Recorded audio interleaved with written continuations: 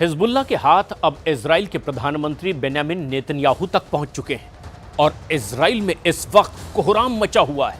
तमाम air defence system को नाकाम साबित करते हुए हिजबुल्लाह का ड्रोन पीएम हाउस तक आखिर कैसे पहुंच गया, ये एक बड़ा सवाल है। और इसके जवाब में नेतन्याहू आगे जो करने जा रहे हैं वो बहुत ही खतरनाक साबित हो सकता है।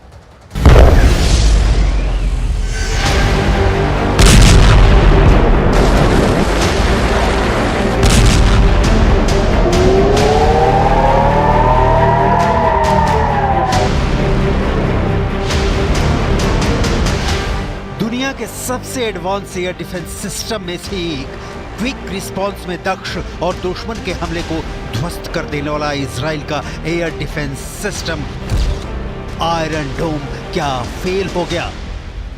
तकनीकी तौर पर दुनिया के सबसे उन्नत एयर डिफेंस सिस्टम में से एक, थार्ड भी फेल हो गया। इजराइल एयर डिफेंस सिस्टम की नाकामी के चलते प्रधानमंत्री बेंयामिन नेतन्याहू की जान पर खतरा। नेतन्याहू के हॉलीडे होम पर हिजबुल्लाह का ड्रोन हमला। नेतन्याहू के सिजरिया वाले आवास के पास गिरा ड्रोन। हिजबुल्लाह के हमले के बाद इजराइल में हाहाकार। अपने चीफ हसन नसरल्लाह की मौत के बाद हिजबुल्लाह ने जो कहा था वो करके दिखा रहा है कि नसरल्लाह की मौत से इजराइल के खिलाफ हमले बंद नहीं होंगे। हिजबुल्लाह ने इजराइल पर अब तक का सबसे बड़ा नहीं बल्कि सबसे खतरनाक अटैक किया है। इतना खतरनाक कि जिसमें प्रधानमंत्री बेंयामिन नेतन्याहू की जान भी जा सकती थी। कैसे हो गया बेंयामिन नेतन्याहू के घर पर हमला? क्यों नहीं पकड़ में आया 70 किलोमीटर दूर से उड़ कर आता ड्रोन? नेतन्याहू की सुरक्षा में चूक का जिम्मेदार कौन? इन सुलगते सवालों का जवाब इजराइल डिफेंस फोर्स के पास नहीं है। इजराइल के प्रधानमंत्री कार्यालय ने सिर्फ इतना क्लियर किया है कि हिजबुल्लाह के ड्रोन हमले के वक्त सिजरिया के हॉलीडे होम में प्रधानमंत्री बेंयामिन नेतन्याहू मौजूद नहीं थे। घर में उस वक्त नेतन्याहू के परिजन की भी मौजूदगी नहीं थी। Prime Minister, how is it going? Well, 2 days ago we took out Yahya Sinwar, the terrorist mastermind whose goons beheaded our men, raped our women, burnt babies alive. We took him out, and we're continuing our battle with Iran's other terrorist proxies.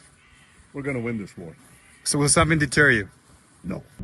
Hezbollah का ये दुस्साहस है, इधर उधर नहीं, सीधा Benjamin Netanyahu पर हमला, सीधा इजराइल के प्रधानमंत्री को ही उड़ा देने की कोशिश। गनीमत रही कि नेतन्याहू जहां हमला किया गया वहां मौजूद नहीं थे, वरना क्या होता इसकी कल्पना भी इजराइल के लिए दुख देने वाली है।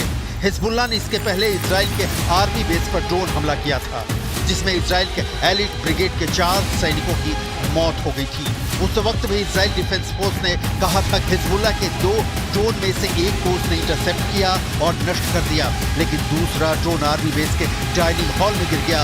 अब की बार भी यही हुआ है। इजराइल डिफेंस फोर्स ने कहा है कि उसने हिजबुल्लाह के छोड़े 2 ड्रोनों को तो ट्रैक कर नष्ट कर दिया, लेकिन एक ड्रोन प्रधानमंत्री बेंयामिन नेतन्याहू के आवास से जा टकराया।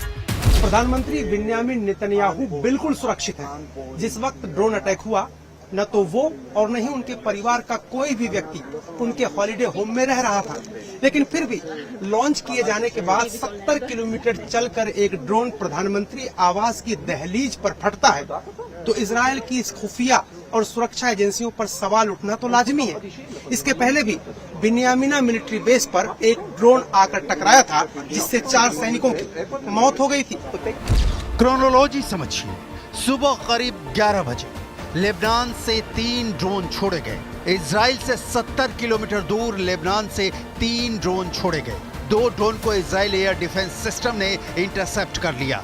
एक ड्रोन जिसका टारगेट सिजरिया का पीएम आवास था, उसकी इमारत से जा टकराया, जिसके छर्रे एक पड़ोसी इमारत तक पहुंच गए।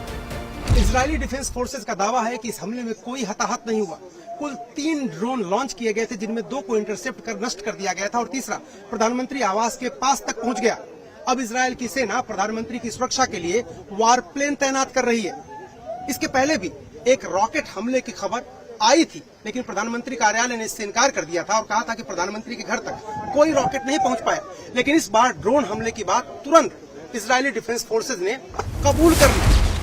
आईडीएफ का कहना है कि सुबह हाइफा क्षेत्र में बजने वाले वार्निंग सायरन लेबनान से दागे गए रॉकेट से बज उठे थे। जो जानकारी सामने निकल कर आ रही है उससे पता चलता है कि ड्रोन सीधे अपने लक्ष्य को हिट करने में सक्षम था। इजरायली सुरक्षा बलों ने स्वीकार किया कि ड्रोन ने उसका एयर डिफेंस सिस्टम हमले को रोकने में विफल रहा, जिसकी वजह से यह हमला हुआ। सुरक्षा बलों ने इसे बड़ी सुरक्षा चूक माना है, क्योंकि एक ड्रोन हाइफा के बाहरी इलाके में उसकी तलाश कर रहे सैन्य हेलीकॉप्टर के ठीक बगल से उड़ रहा था। ड्रोन के इजरायली हवाई क्षेत्र में प्रवेश करने के बाद उत्तरी तेल अवीव में ग्लिलोट बस्ती में सैन्य ठिकानों पर सायरन बजने लगे। इजरायली सेना यह भी मान रही है कि इमारत पर हमला करने से पहले ड्रोन 1 घंटे तक ऊपर मंडराता रहा। इजरायली सेना ने ड्रोन हमले की जांच शुरू कर दी है।